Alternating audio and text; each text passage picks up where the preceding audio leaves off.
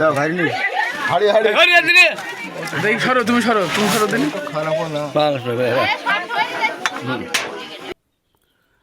মেহেরপুরের মুজিবনগর উপজেলায় মুরগির ঘর থেকে ৩ ফুট লম্বা একটি বিষধর কলিম সাপ উদ্ধার করা হয়েছে। আজ সকাল ৬টার দিকে মুজিবনগর উপজেলার খানপুর গ্রামের এক বসত বাড়ি থেকে সাপটি অক্ষত অবস্থায় উদ্ধার করা হয়। খানপুর গ্রামের নাজর আলীর স্ত্রী তহুরা খাতুন প্রতিদিনের মতো আজকেও বাড়ির মুরগির ঘর থেকে মুরগি ছাড়তে যান।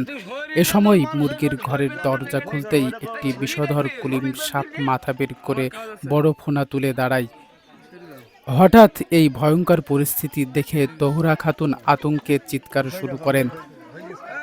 তার চিৎকার শুনে পরিবারের সদস্য সহ আশেপাশের প্রতিবেশীরা দ্রুত ঘটনাস্থলে ছুটে আসেন।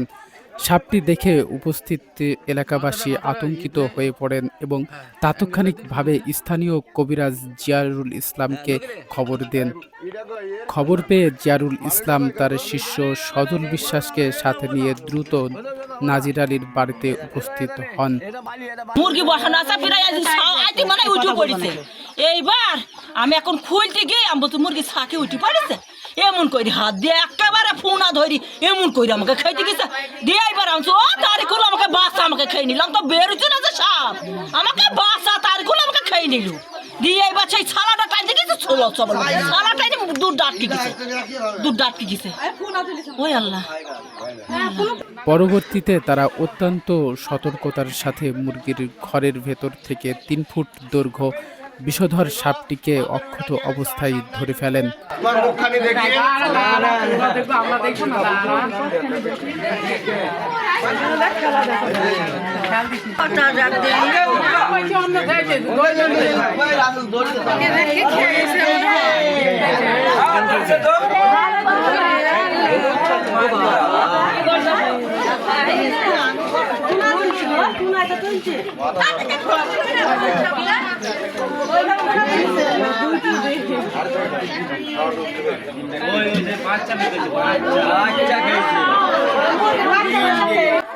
সাপটি ধরার কিছুক্ষণের মধ্যেই সেটি হঠাৎ বমি করতে শুরু করে।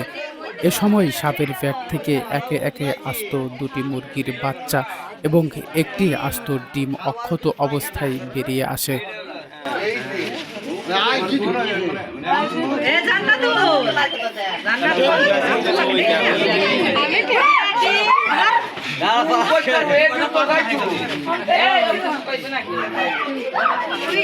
দেখিয়ে সদল দেখিয়ে সাবধান,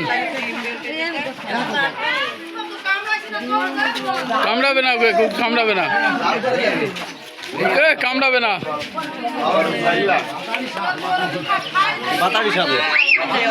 দে আসল বাড়ি দিতে সেই দে জানলাতে ঢোকে দে কোনা তুইতে তাইতে বেশি কোনা তুইতে আছে এই ডিমটা কোথায় ছিল জান এরা কেন ছিল আপনার সুইটে চলে আই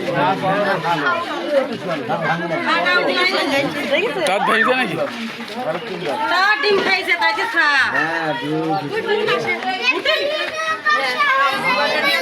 আমরা দেখি ছোট এসো একবার পুরি সাইডটা কদল ভাই এরা মেশিন কিন্তু দাঁড়ায় কি দেখো দিনে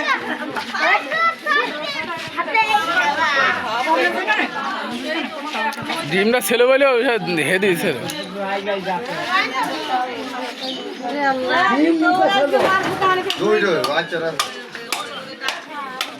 বাচ্চারা ছিল মুরগি খাও ওটা ওইটা নিয়ে আসুক কদল ভাই এটা মাল হইছে না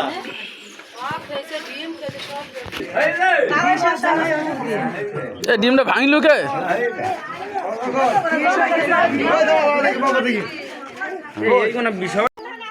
সকাল সকাল এমন লোমহর্ষক ঘটনা দেখতে নাজির আলীর বাড়িতে উৎসুক জনতার উপচে পড়া ভিড় জমে।